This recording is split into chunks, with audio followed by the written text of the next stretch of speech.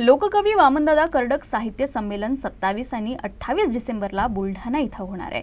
या साहित्य संमेलनाच्या लोगोचं अनावरण रविवारी मान्यवरांच्या उपस्थितीत करण्यात आलं। महाकवी वामनदादा कर्डक यांनी मराठी साहित्यात विविध प्रकारचे लिखाण केले, ज्यामध्ये पुरोगामी प्रायोगिक परिस्थितीवर आधारित लिखाण करत 60 वर्ष राज्यभर समाज प्रबोधनाचं काम केलं। महाराष्ट्र शासनाचा मराठी भाषा विभाग, महाराष्ट्र साहित्य संस्कृती मंडळ यांच्या सौजन्यानं आणि बुलढाण्यातील लोककवी वामनदादा कर्डक प्रतिष्ठानच्या पुढाकारानं भव्य साहित्य संमेलन बुलढाण्यात पार पडत आहे। या संमेलनाच्या लोगोचं रविवारी वामनदादा कर्डक स्मारक परिसरात जिल्ह्याभरातून साहित्य क्षेत्रासह विविध क्षेत्रात काम करणाऱ्या मान्यवरांच्या हस्ते लोगोचं प्रकाशन संपन्न झालं। 27 आणि 28 डिसेंबरला होणाऱ्या या संमेलनासाठी जिल्ह्यासह राज्यभरातून साहित्यप्रेमींनी उपस्थित राहावे असं आवाहन आयोजन समितीच्या वतीनं करण्यात आलंय।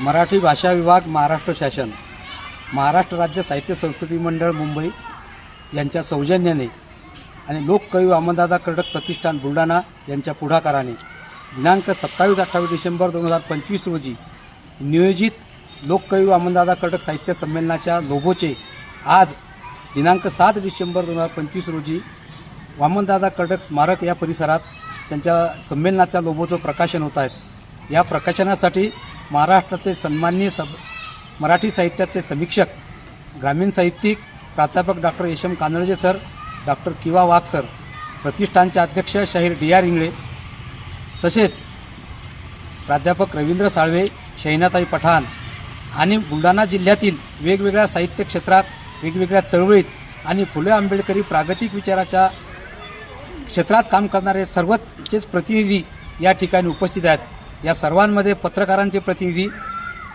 कार्यकर्त्यांचे प्रतिनिधी, साहित्यिकाचे प्रतिनिधी हे सुद्धा आहेत। या बुलढाणा शहरात यापूर्वी 23 डिसेंबर 2022 रोजी वामनदादा कर्डक राज्यस्तरीय साहित्य संमेलन संपन्न झाले होते। त्याचाच पुढची कडी म्हणून या 27-28 डिसेंबर रोजी होऊ घातलेले हे संमेलन आपल्या सर्वांच्या सहकार्याने यशस्वी होणार आहे। त्यातला पहिला टप्पा आज या लोगोचं प्रकाशन होत आहे। आपणा सर्वांच्या पुन्हा एकदा आवाहन करणे जिल्हाभरातल्या आणि महाराष्ट्रातील सर्वांना या संमेलनासाठी आपापल्या परीने सर्वांनी सक्रिय सहभाग नोंदवावा असे आवाहन करतो।